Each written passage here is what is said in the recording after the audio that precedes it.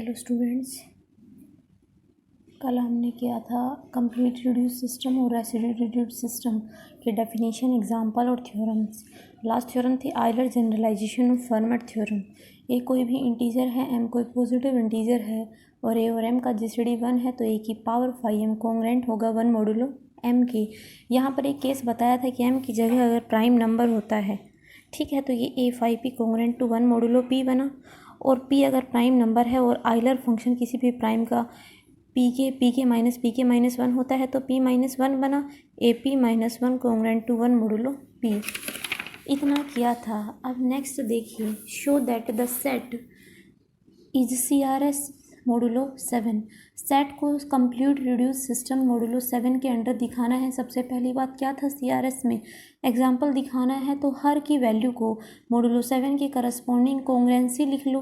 लिखने के बाद 0 से 6 तक के सभी नंबर अगर मिल जाते हैं तो वो सेट CRS है। देखिए -3 जब नेगेटिव नंबर होता है, ठीक है, और मॉडुलो 3 लगाना हो, जब 7 से वैल्यू कोई छोटी नेगेटिव आती है उसमें +7 ऐड कर दो, जो भी नेगेटिव वैल्यू आएगी, ठीक है, -3।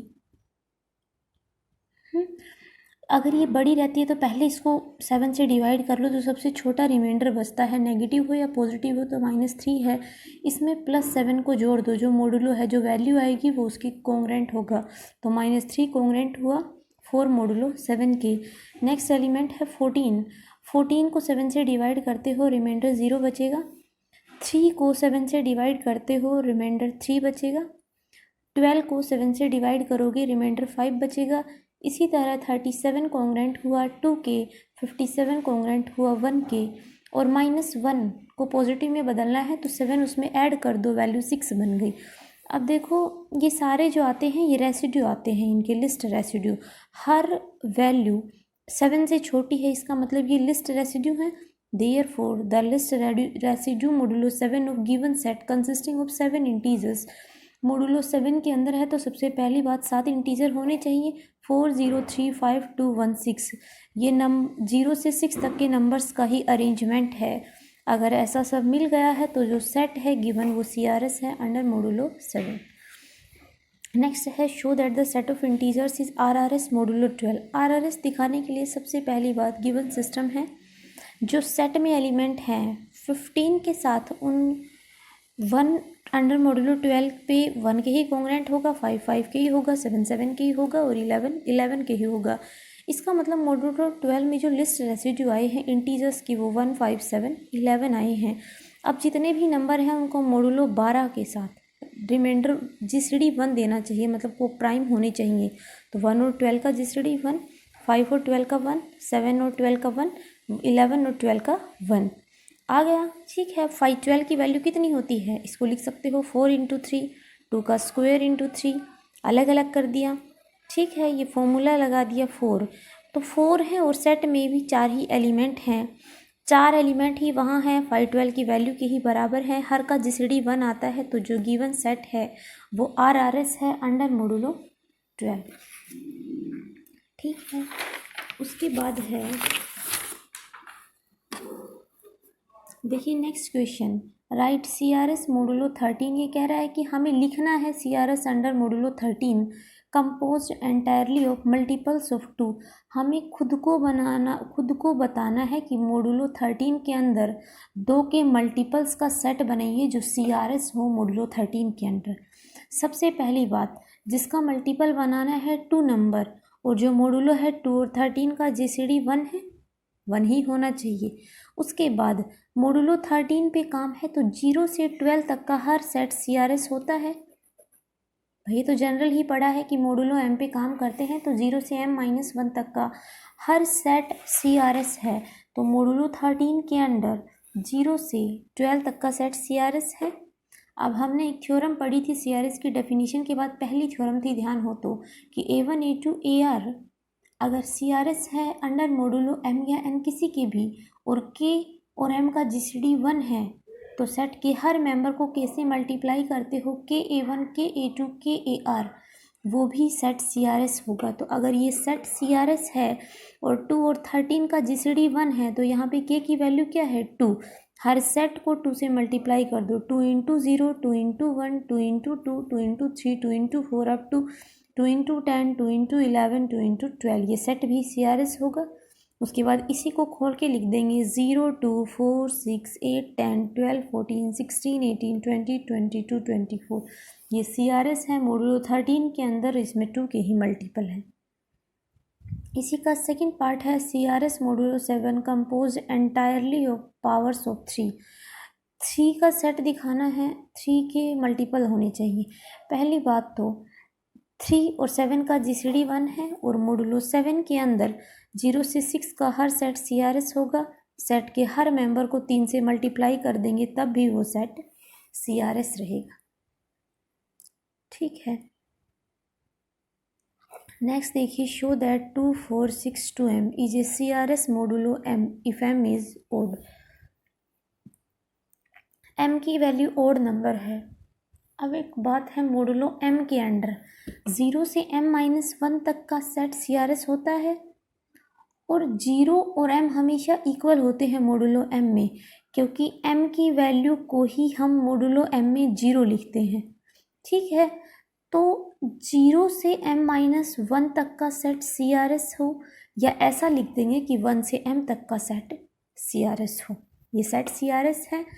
जो नंबर 2 है और M नंबर ओड है, तो ओड का इवन के साथ GCD हमेशा 1 होगा।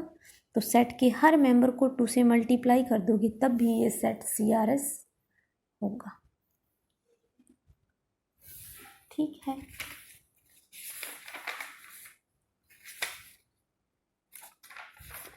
नेक्स्ट क्वेश्चन देखिए, for an odd positive integer M prove that sum of integers of any CRS modulo M is congruent to 0 modulo M। कि CRS मोडुलो M के सम ऑफ इंटीजर 0 की congruent होगा, ये प्रूव करना है। सबसे पहली बात, सेट मान लीजिए let S is equals to A1 A2 AM be any CRS modulo M। ये सेट CRS मोडुलो M है, मान लिया। ठीक है, और मोडुलो M के करस्पॉन्डिंग 1 से M तक का जो हर एलिमेंट कंटेन करेगा वो सेट CRS होगा। होगा या नहीं होगा, जनरल है ये, इसको माना है। और मोडुलो M के करस्पॉन्डिंग अगर दो अलग अलग CRS हैं तो ये मतलब अलग अलग नहीं है, इनमें इस सेट का कोई ना कोई एक मेंबर कॉन्ग्रुएंट होगा किसी दूसरे मेंबर के। दूसरे मेंबर के नहीं, A1 कॉन्ग्रुएंट होगा 1 से M-1 तक का, A2 कॉन्ग्रुएंट होगा इन्हीं में से किसी नंबर के। तो A1 को R1 के कॉन्ग्रुएंट मान लिया, A2 को R2 की और AM को RM को। वेहर बता दिया है कि R1 R2 RM है, ये 1 से M तक के सेट के एलिमेंट हैं। इन सभी कॉन्ग्रुएंसेस को ऐड कर दो तो A1 plus A2 plus AM congruent किसके होगा, R1 plus R2 up to RM modulo M। और R1 R2 RM की वैल्यू इन्हीं में से है, तो 1 plus 2 up to M modulo M। M natural numbers का सम क्या होता है, M into M plus 1 upon 2 modulo M। ठीक है, अब कह रहे हैं कि M अगर ओड है, ठीक है, M अगर ओड है तो उसमें एक जोड़ने पे 2 से डिवाइड करते हो तो वो नंबर हमेशा इंटीजर वैल्यू आएगी, फ्रैक्शनल नहीं आएगी। ओड में एक जोड़ोगे तो इवन बनेगा, और इवन नंबर को 2 से डिवाइड करते हैं तो पक्का वो एक इंटीजर वैल्यू आएगी। ठीक है, एक कंडीशन और, कोई नंबर, ये थ्योरम तो पढ़ी है कि ए को डिवाइड करता है, हर नंबर खुद को डिवाइड करता है, इसको डिवाइड करता है तो इसके किसी भी मल्टीपल को डिवाइड करेगा। तो M को डिवाइड करता है तो M उसके मल्टीपल को भी करेगा। इसका मतलब है इन दोनों का मल्टीपल 0 है अंडर मोडुलो M। ये वैल्यू मोडुलो M के करस्पॉन्डिंग 0 की कॉन्ग्रुएंट आ गई, तो A1 A2 AM कॉन्ग्रुएंट हुआ 0 मोडुलो M के। यही शो करना था। क्या थ्योरम थी कि for an odd positive integer M prove that sum of integers of any CRS is congruent to 0। Any CRS, हमने S कोई भी एनी CRS माना था, और मोडुलो M में ये CRS होता है। मोडुलो M में दो अलग अलग CRS नहीं हो सकते, इसका मतलब है सेट का कोई ना कोई एक मेंबर इसी के कॉन्ग्रुएंट होगा, अगला मेंबर इन्हीं में से किसी के कॉन्ग्रुएंट होगा। नेक्स्ट देखिए, if M is an even positive integer show that, जो ये सेट है M-2 अपॉन 2 का नेगेटिव, M-4 अपॉन 2 का नेगेटिव, -1 0 1 m -4/2 m -2/2 और m/2 इस सेट को CRS दिखाना है। मोडुलो m में काम है तो सबसे पहली बात इस सेट के पास m इंटीजर है। ठीक है, अब नेगेटिव वैल्यूज़ को पॉजिटिव में चेंज करना है तो कैसे करते हो?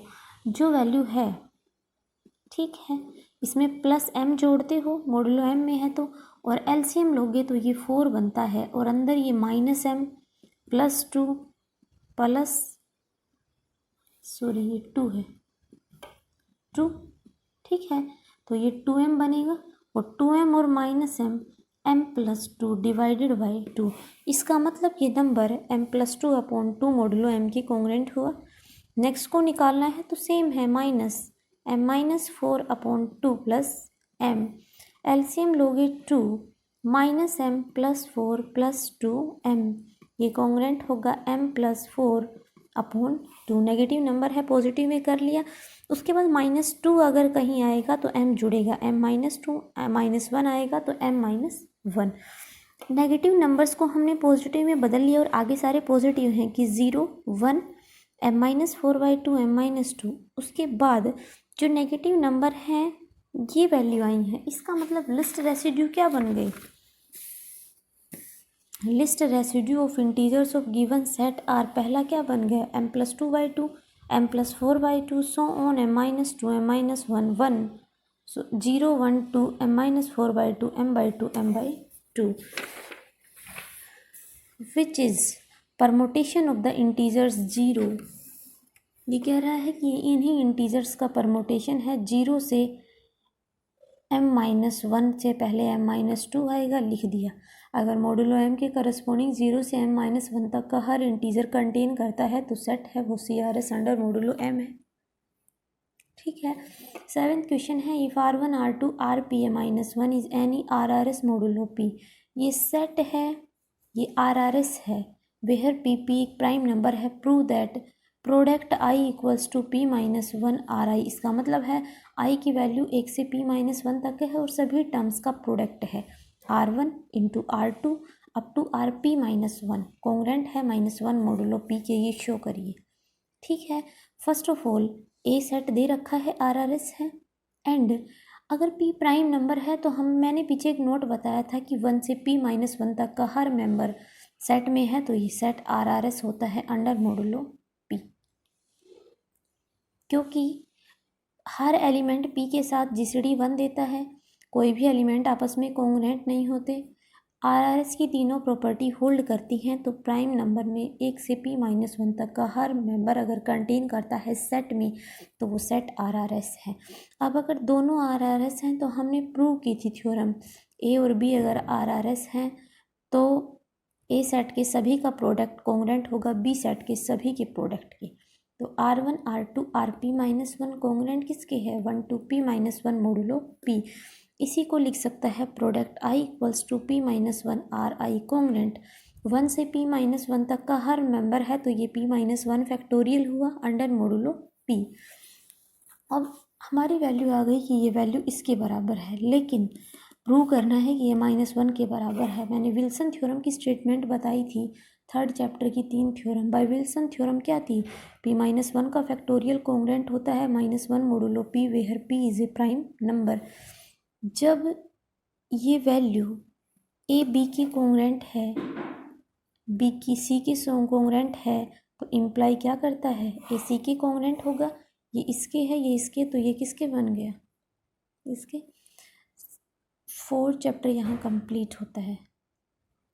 ये लास्ट यूनिट चल रही है, उसका 4था चैप्टर करवा दिया। अब सिर्फ 5वां चैप्टर बचता है, वो हम इससे नेक्स्ट लेक्चर्स में करेंगे।